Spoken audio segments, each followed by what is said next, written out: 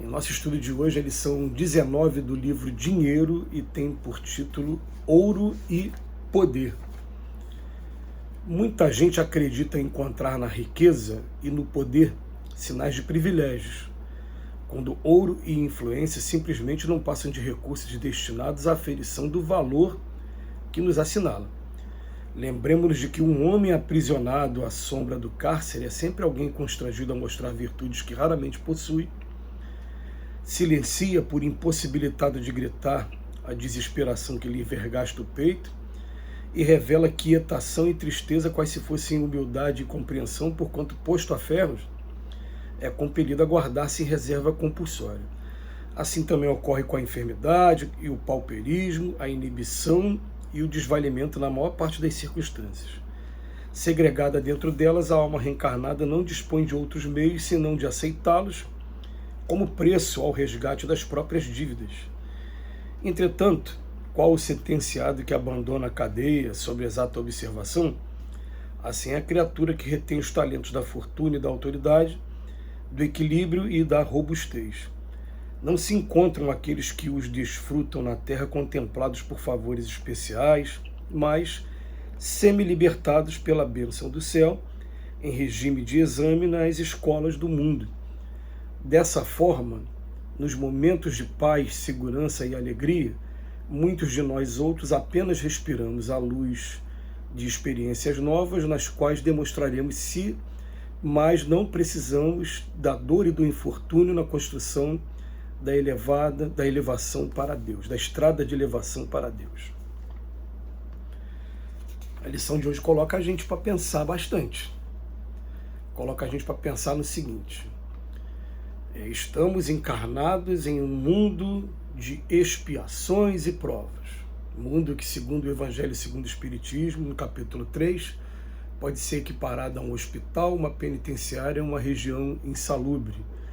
Que nós espíritos que estamos aqui, matriculados nesse corpo, ou a gente está na condição de doente, que está precisando de saúde, ou na condição de um presidiário que ainda está cumprindo pena numa penitenciária, ou a gente ainda está naquela região insalubre, ainda em busca dos primeiros recursos de saneamento mínimo para a sobrevivência. Isso dói um pouco na gente quando a gente começa a observar, mas nos ajuda a compreender o estado em que a gente se encontra. Quando a gente para observar que toda a riqueza do planeta está centralizada nas mãos de uma porcentagem muito pequena da população mundial, desses 8 bilhões que estão encarnados, e que a grande maioria, a grande massa, na verdade, está vivendo a prova da, vamos botar a prova da pobreza, a gente começa a pensar no seguinte: não vai ser na mesma proporção que a gente vai estar experimentando a prova da riqueza e a prova da pobreza, a prova da riqueza e a prova da pobreza. Porque as vagas para a prova da riqueza, elas são mais escassas. Elas vão acontecer, querendo ou não querendo, todos nós vamos passar por essas provas um dia. Mas o que o Emmanuel vem dizer para a gente agora, ele vem dizer para a gente o seguinte: olha, aquela pessoa que está passando pela prova do cárcere hoje, eu sou um prisioneiro, eu estou sendo constrangido a mostrar virtudes que raramente eu possuo. Por quê? Ali eu estou sendo observado quanto ao meu comportamento.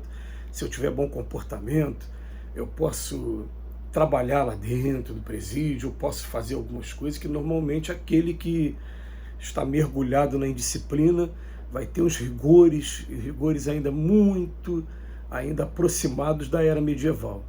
Quando a gente para ver as solitárias da vida, as torturas a que passam alguns presos, e totalmente desprezado da sociedade, que acredita que aquilo ali está sendo merecido mesmo, ele tem que passar por aquilo mesmo, a gente vê que lembra muito a era medieval.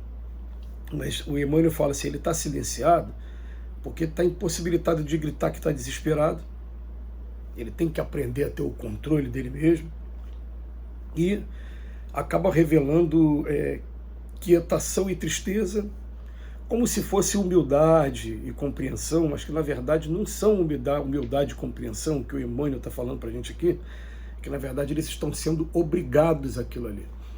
Eu vou falar por uma experiência própria. Na minha profissão, várias vezes eu tive que cumprir alvará de soltura, levar um alvará de soltura até um presídio ou, há uma época atrás, até a delegacia. Hoje não existe mais presos em delegacias, mas na época existia.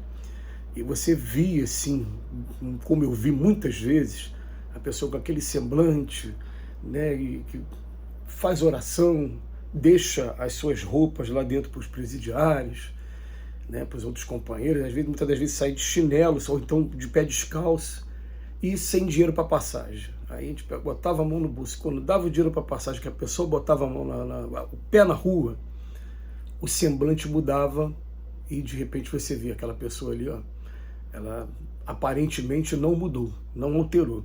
Ele na verdade estava representando, ele tinha que ser daquele jeito, passar por aquele cenário ali para poder conseguir a liberdade. Agora que conseguiu, é isso que o Emmanuel está falando aqui também.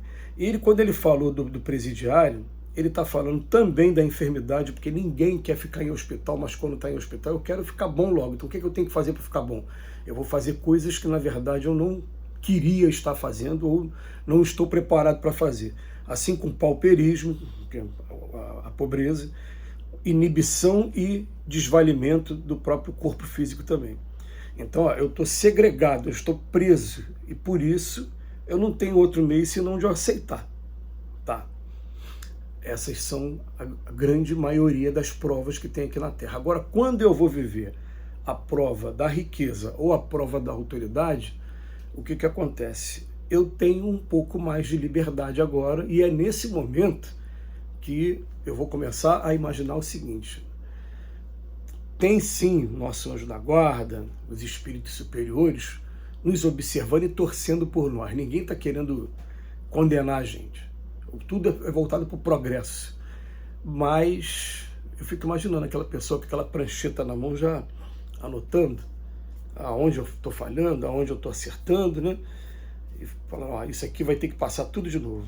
Daqui a pouco vai ter que vir na prova da pobreza de novo, vai ter que vir na prova da inibição, vai ter que vir na prova do presídio, muitas das vezes, para poder controlar isso aqui. Está faltando isso aqui. Por quê? Porque a gente acha que na hora que ele está com autoridade ou está com dinheiro na mão, aquilo ali é um privilégio, e esse privilégio eu vou gozar o máximo que eu puder do dinheiro público. Eu vi um vídeo agora recentemente de uma mulher que está presa e as manchetes chamaram a atenção, e um dos vídeos que eu vi, ela falando assim: o dinheiro não traz felicidade. Aí eu olhava para o vídeo com aquela cara de deboche. Quer dizer, ela está vivendo a prova da riqueza e ainda por cima demonstrando que não aprendeu nada com a prova da riqueza num primeiro momento. E aí o que acontece? O Emmanuel vem falar para a gente que, ó, não se encontram aqueles que os desfrutam na terra contemplados por favores especiais, mas eles são semi-libertados pela bênção do céu em regime de exame nas escolas do mundo. Em regime de exame nas escolas do mundo. Então vamos começar a pensar, principalmente nesse ponto. Se a gente está em algum cargo de autoridade hoje, daqui a pouco vai ser perguntado o que eu fiz desse cargo de autoridade. Eu consegui fazer a diferença na vida das pessoas? Ótimo. É igual a parábola do talento. Então agora vai ser outros talentos que você vai receber. Eu fui um tirano, na verdade eu queria só me impor, eu deixei com que a vaidade tomasse conta. O que acontece? Essa inversão de posições sociais que as encarnações vão oferecendo, elas são aprendizados valiosíssimos, microcirurgias na alma, como diz Chico Xavier, que vão acontecendo aos poucos para que a gente vá aprendendo definitivamente a trazer o Evangelho de Jesus para dentro da gente. Entender, está lá mais de 2000 anos, mas a gente lê e a gente não consegue compreender o valor de bater numa face você dá a outra, ao invés de revidar. Pediu a capa, você dá a túnica. Pediu para caminhar 1000 passos, caminha 2000.